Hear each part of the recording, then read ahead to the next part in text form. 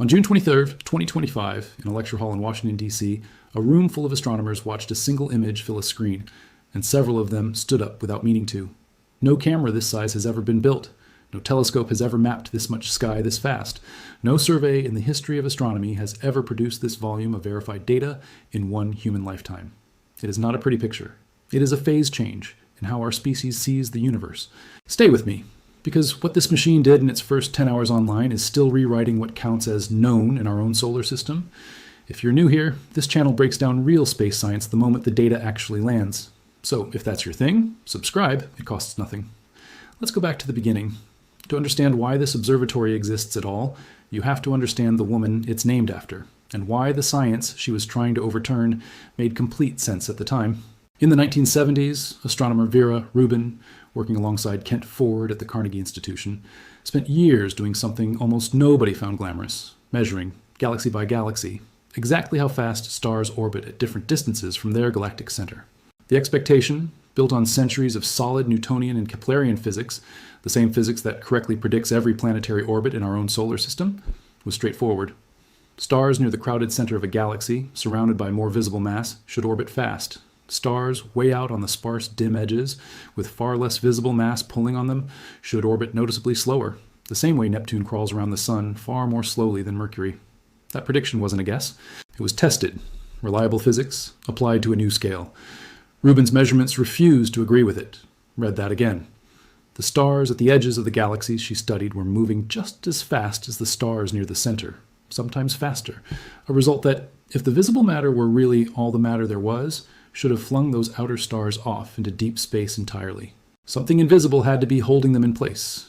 Rubin's rotation curves became some of the most convincing observational evidence that most of the matter in the universe doesn't shine, doesn't reflect, and doesn't interact with light at all. We call it dark matter today, and by current estimates, it outweighs the ordinary matter we can see by roughly 5 to 1. Rubin never got to build a telescope of her own to chase that mystery further at scale. She died in 2016. 9 years later, on a mountaintop in Chile called Cerro Pachón, 8,800 feet above sea level, under some of the darkest, driest skies left on the planet. The observatory bearing her name finally opened its eye. It took more than 2 decades of planning, design, and construction, jointly funded by the U.S., a National Science Foundation, and the Department of Energy, at a cost of roughly $800 million, to build the NSF-DOE Vera C Rubin Observatory. At its heart sits the 8.4-meter Simonier Survey telescope, paired with something that had never existed before anywhere on Earth. The LSST Camera, a 3.2 billion pixel digital camera, the largest ever built, roughly the size of a small car. Its field of view is so wide it can capture an area of sky equal to about 45 full moons in a single exposure. One picture from this camera would need 400 ultra-high definition television screens, laid out side by side, just to display it at full resolution. This is the instrument that would spend the next 10 years running the Legacy Survey of Space and Time, LSST for short, scanning the entire visible southern sky over and over, roughly every 3 to 4 nights, for a decade. Those are the numbers to hold on to, because everything that follows either confirms them or, in one very real case, quietly delays them. It helps to understand why a telescope built this way is even possible now, when it wasn't 20 years ago. Traditional survey telescopes trade off between two things: how wide a patch of sky they can photograph in one shot, and how sharp and deep that photograph actually is. For most of the history of astronomy, you picked one. Wide-field survey cameras existed, but they were comparatively small and shallow. Deep, sharp cameras existed too, but they stared at a postage stamp patch of sky at a time, the way the Hubble Space Telescope famously does. The Rubin design refused that trade-off entirely, combining an unusually large 8.4-meter mirror with a camera sensor array built specifically to hold both a huge field of view and genuine depth at the same time, something that required advances in detector manufacturing, data compression, and real-time computing that simply didn't exist when the project was first proposed in the early 2000s. That combination is the entire reason a single 10-hour test run could plausibly turn up 2,000 new asteroids. A narrower, more traditional telescope pointed at the same patch of sky for the same 10 hours would have seen a tiny fraction of that number. Not because the objects weren't there, but because it physically couldn't have looked at enough sky at once to find them. Here's the number that actually made astronomers stand up out of their seats that day in Washington. In just over 10 hours of test observations, not 10 years, not 10 months, 10 hours, the newly switched-on observatory reported 2,004 previously unseen objects in our own solar system to the Minor Planet Center, the official global clearinghouse for asteroid discoveries. That total included over 2,000 new main belt asteroids, 9 trans-Neptunian objects out beyond the orbit of Neptune, and 7 near-Earth asteroids that had never been cataloged before, anywhere, by any telescope on the planet. Translate that into something you can actually compare it to. Every observatory and spacecraft on Earth, combined, working around the clock, typically discovers around 20,000 new asteroids in an entire year. This one machine, running its cameras for less than half a day during a test phase, before its real mission had even officially started, turned in roughly a tenth of that annual global total in a single afternoon. Here's where it gets harder to process. None of those first-look asteroids were the observatory's actual job yet. This was Rubin clearing its throat, not singing. The scientists running the project were explicit that the survey proper, the 10-year main event, hadn't even begun. And the scale problem goes past objects and straight into raw information. Over its full 10-year run, the legacy survey of space and time is expected to observe roughly 20 billion galaxies and 17 billion stars in our own Milky Way, generating an archive of about 60 petabytes of raw data. According to the observatory's own public materials, that is more data than everything that has ever been written in every language, across the entire span of human history. Sit with that comparison for a second, because it is not marketing exaggeration. It is a literal description of the information volume this single machine is contracted to produce. Aaron Rudman of Stanford's SLAC National Accelerator Laboratory, part of the observatory's leadership team, has described Rubin as a discovery machine, precisely because of what that data fire hose makes possible. Astronomers expect it to flag millions of changing objects in the sky, supernovae flaring, asteroids drifting, stars flickering. Every single night it operates. What most people are not seeing when they look at the pretty first-look pictures of the Trifid and Lagoon nebulas is that the actual headline isn't the images at all. It's the fact that a machine just came online capable of noticing, automatically, almost everything in the visible sky that changes, night after night, for the next decade. It's worth being precise about what those first images actually showed, because the temptation with a story like this is to inflate it, and the real numbers don't need inflating. One widely shared image combined 678 separate exposures, taken over slightly more than 7 hours, stitched together into a single composite that revealed faint structures, the Trifid and Lagoon nebulas, clouds of gas and dust thousands of light years from Earth, that no single exposure could have captured on its own. A second early release showed the Virgo cluster, thousands of galaxies at once, in a frame so dense with detail that astronomers spent weeks afterwards simply cataloging what was in it. Jelsko Evazic, the survey's director, was careful at the time not to oversell any of it, noting that the asteroid count itself contained no real surprises. The numbers landed almost exactly where models predicted they would, which is, in its own quiet way, its own kind of validation. The headline was never that Rubin found something physics didn't expect. The headline was that a brand new instrument, on its very first real test, performed exactly as promised at a scale nothing else on the planet could match. Here is where this stops being abstract. Among those 7 newly discovered near-Earth asteroids in the very first 10 hours of test data was a category of object that planetary defense specialists take seriously for one simple reason. An asteroid you don't know about is an asteroid you can't prepare for. Rubin wasn't built primarily as a planetary defense telescope, but its combination of speed, field of view, and nightly repeat coverage make it, according to NSF's own description, the most effective instrument on the planet for spotting objects that pass close to Earth, including the rare interstellar visitors like Oumuamua and Borisov that arrive from outside our solar system entirely and never return. And underneath all of it sits Vera Rubin's original unfinished mystery. If roughly 85% of the universe's matter is genuinely invisible, then understanding what actually holds galaxies, including our own, including the arm of the Milky Way that contains our own sun, together in the first place, is not some distant academic puzzle. It is a question about the physical scaffolding of the neighborhood Earth itself sits inside. But this observatory almost didn't reach its own starting line on schedule, and the story of how it got there is a genuine, unglamorous engineering fight. Building a 3.2 billion pixel camera meant building optics that had never been manufactured at that scale before. Lenses so large and so precisely shaped that some of them later earned recognition in Guinness World Records for their size, ground to tolerances measured in fractions of the width of a human hair, and required to survive years of thermal cycling inside a refrigerated camera body without a single micron of warp. Every one of those components had to align perfectly with the 8.4 meter mirror below it, because a survey built on catching faint, fast-changing objects has zero tolerance for blurred or misaligned data. Getting there took more than 20 years, well past the original schedule anyone involved would have signed up for at the start.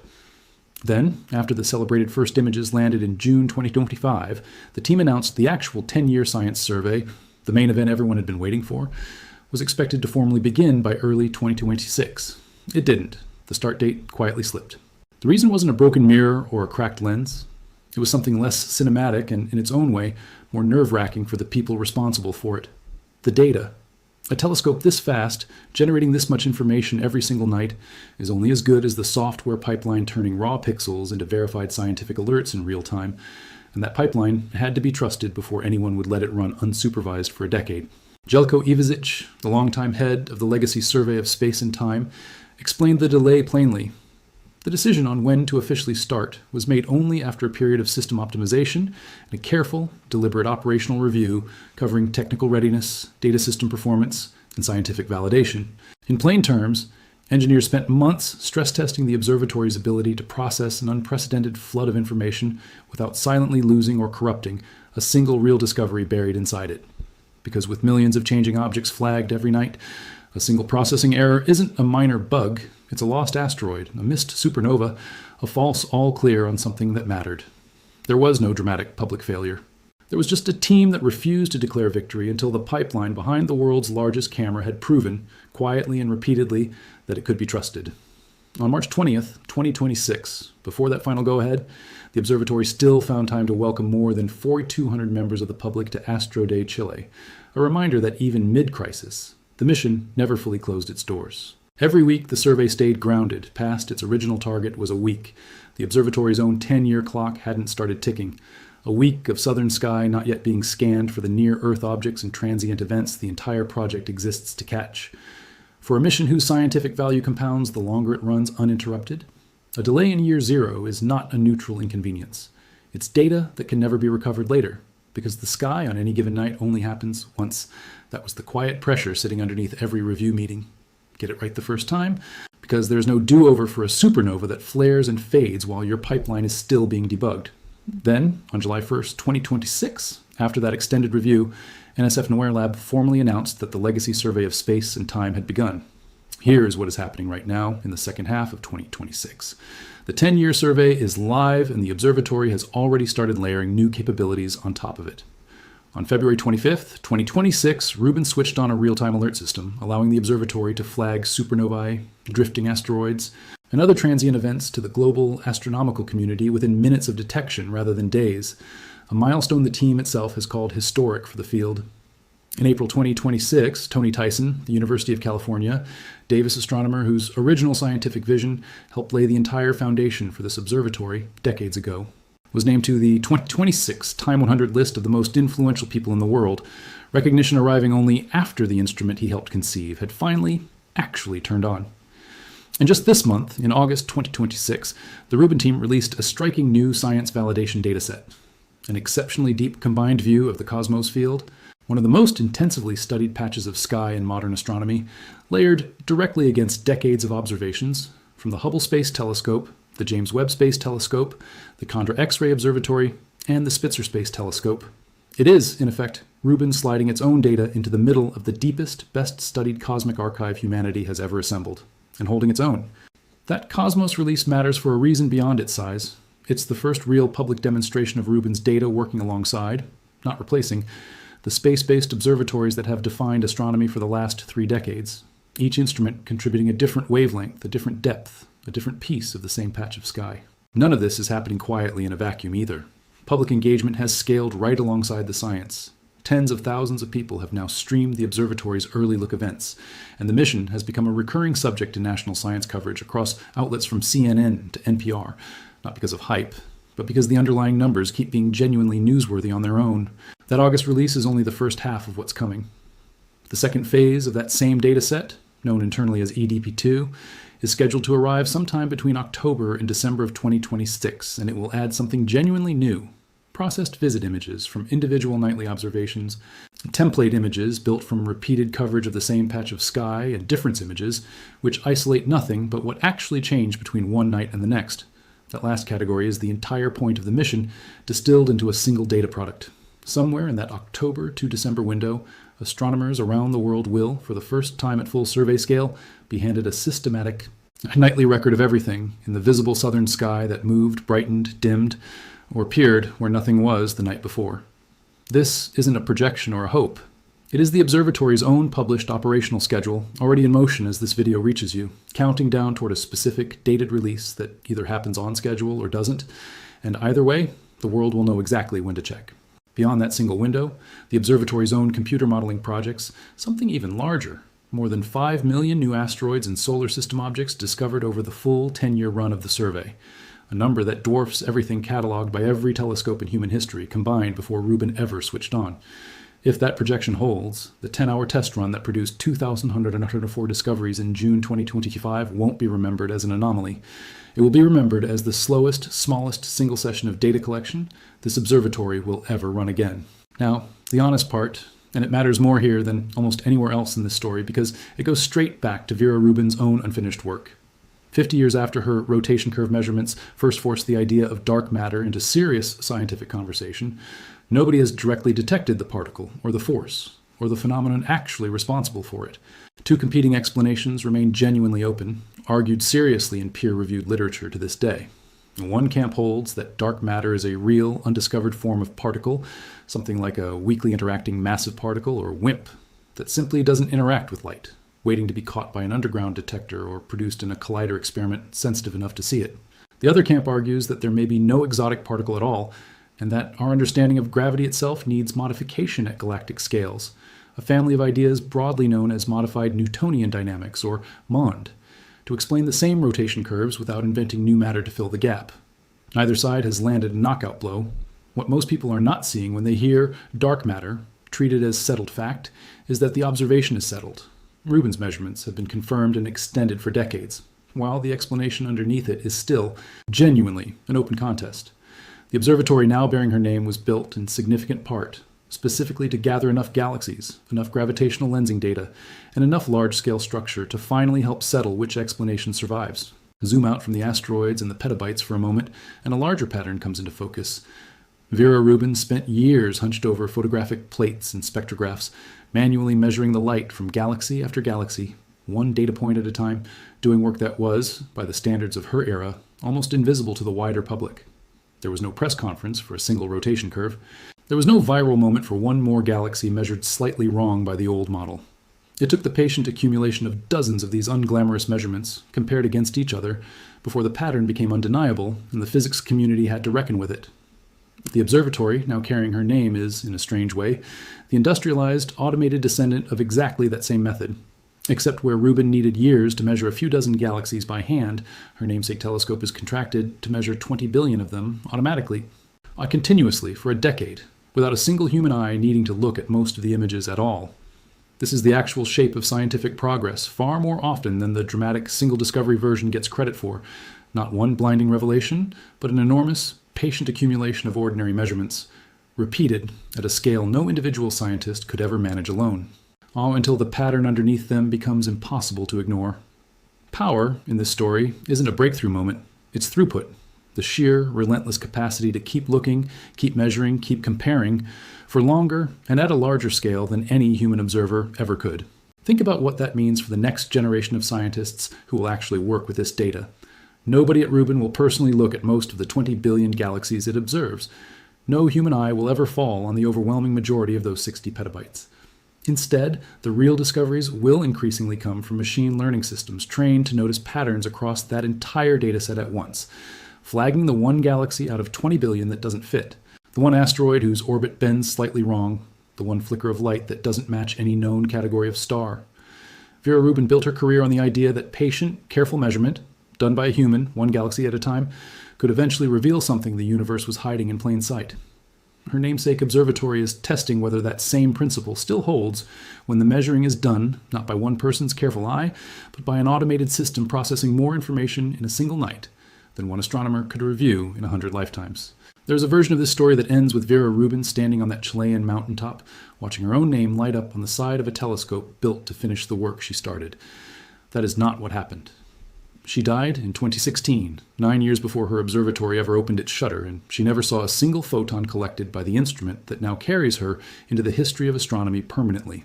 What she left behind instead were stacks of photographic plates and hand-drawn rotation curves, painstaking measurements of starlight from galaxies she would never live to see explained. Somewhere in the Rubin Observatory's own archives now sits the digital descendant of those same plates.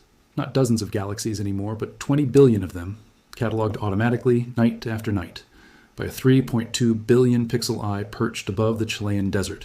The woman who once had to argue, patiently and repeatedly, that the universe contained something nobody could see, now has an entire observatory built to go looking for exactly that invisible thing, running every clear night, whether or not anyone is watching. So here's everything in one breath. Vera Rubin's 1970s measurements of galaxy rotation revealed that stars at galactic edges move too fast for the visible matter around them, providing some of the strongest early evidence for dark matter. Decades later, the NSF DOE observatory built in her name opened its 3.2 billion pixel camera in June 2025 and discovered 2,104 new solar system objects, including 7 near-Earth asteroids in roughly 10 hours of test observations. A quiet, real engineering and data pipeline crisis pushed the survey's official start from an expected early 2026 date to July 1st, 2026. Since then, the observatory has launched real-time transient alerts, released a deep new view of the cosmos field in August 2026, and has a second major data release scheduled for October through December of 2026. And the deepest question Rubin herself raised, what dark matter actually is, remains genuinely scientifically unresolved.